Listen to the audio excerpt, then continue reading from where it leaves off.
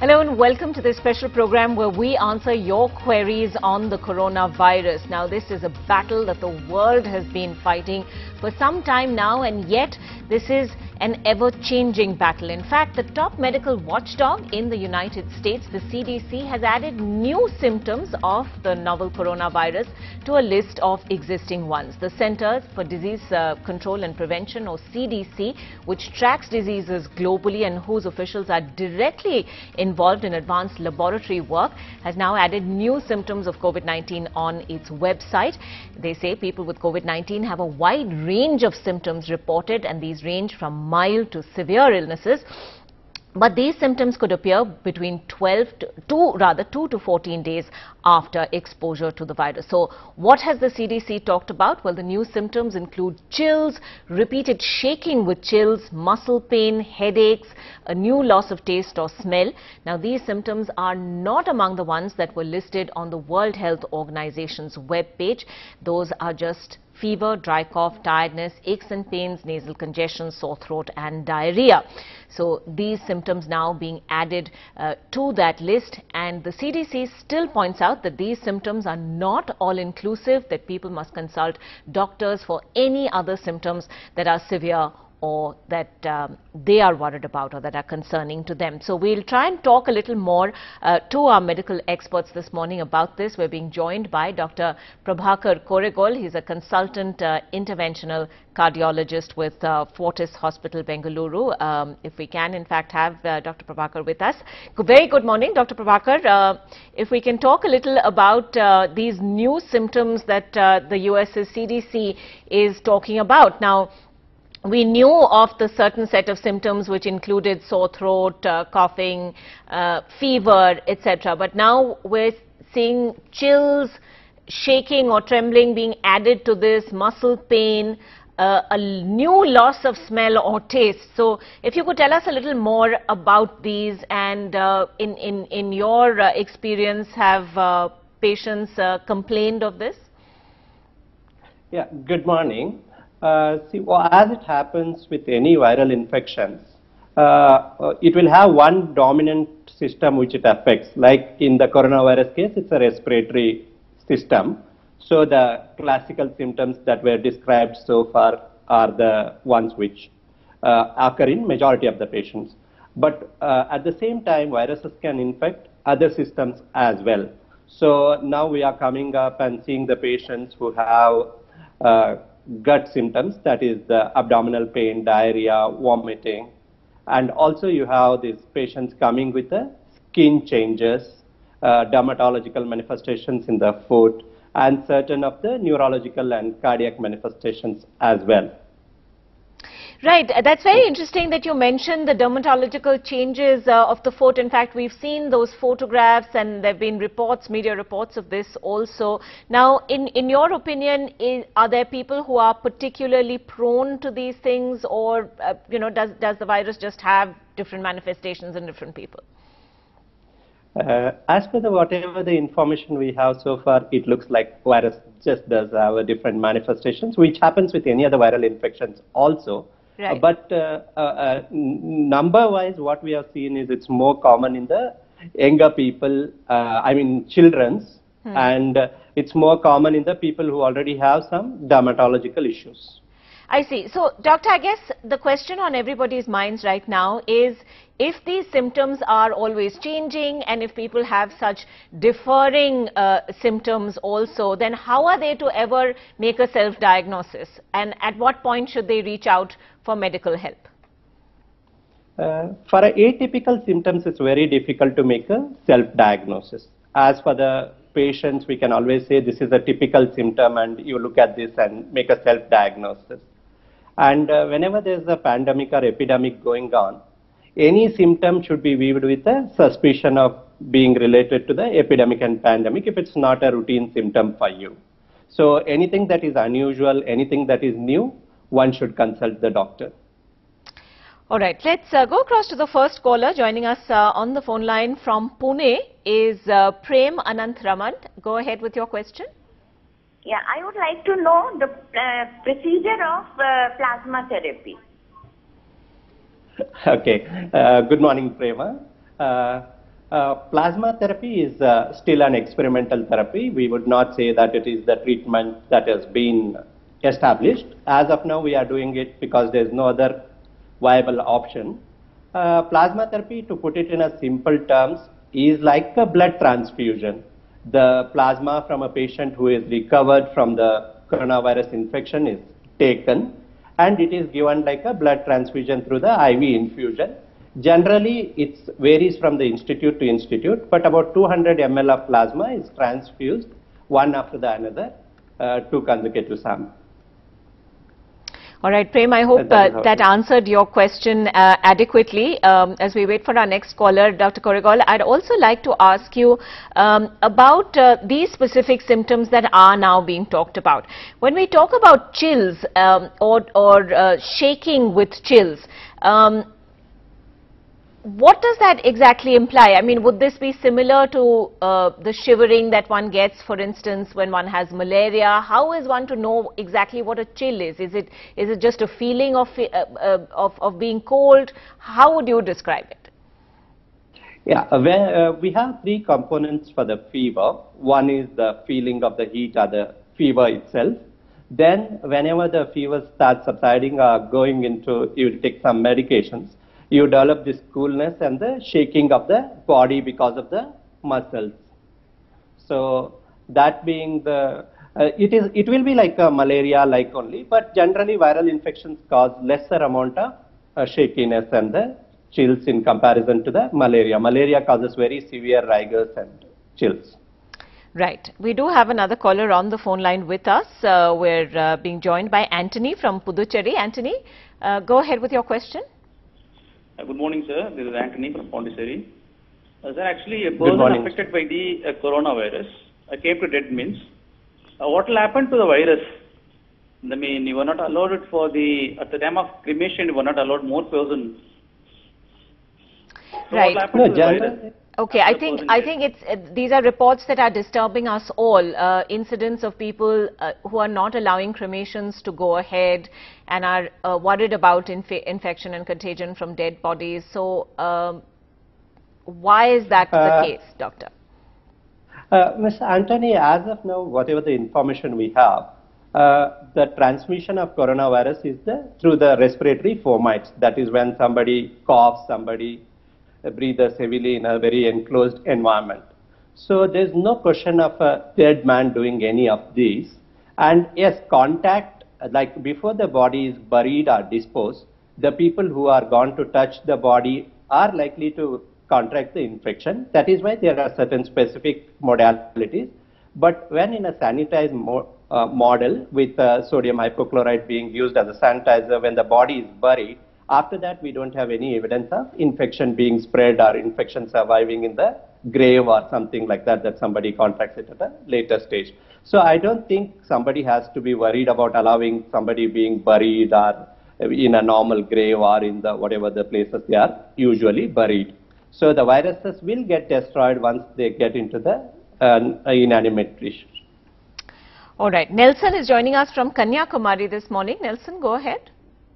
Yes, madam. I just wanted to ask that here we are getting many videos and all regarding inhalation of steam, whether that will help or not. And another two questions are whether cigarette smoking, anything, whether it is helping or not. And last one is whether any inhalers are there so that the respiratory means this COVID viruses it will help in killing the virus. Nelson, thank you. We got your questions, and I think that's an interesting point that you bring up, because a French study which is now being shared constantly on social media talks about how smokers were detected with fewer cases than non-smokers, at least as far as France was concerned.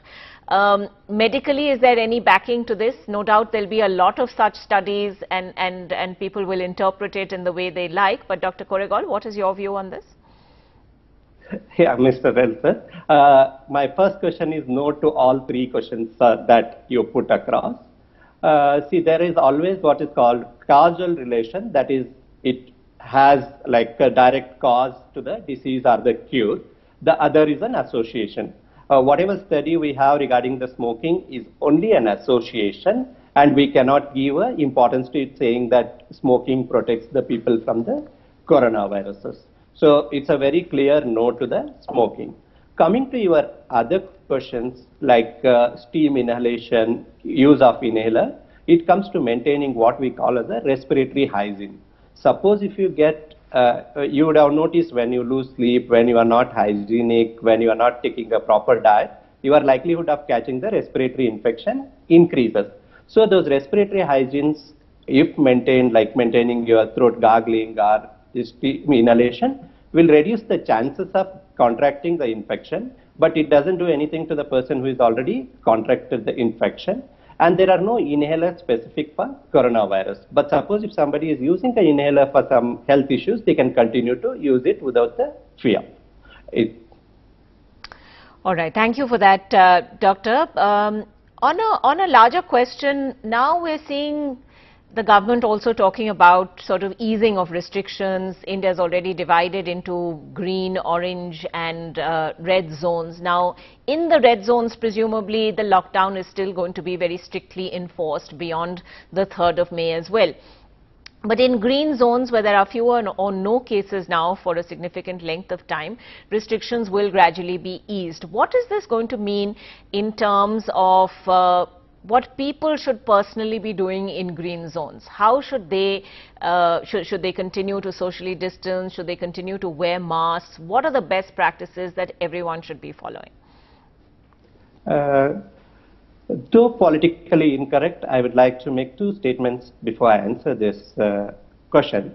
One is green zone, orange zone and red zone is in terms of the number of the patients being there or number of new cases being detected.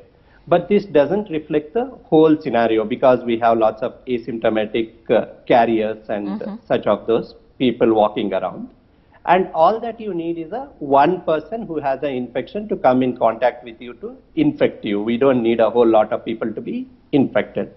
So even if the complete curve of lockdown occurs, for next couple of months until when we are sure of no community transmission, we'll have to wear the masks. All of us, a medical mask is preferable with 3-ply, then maintain the social distance, avoid all unnecessary travel and touching of the objects and stairwells and doorknobs and everything, and frequently wash your hands. This, whatever has been applied so far, has to be continued whether there is a lockdown or not.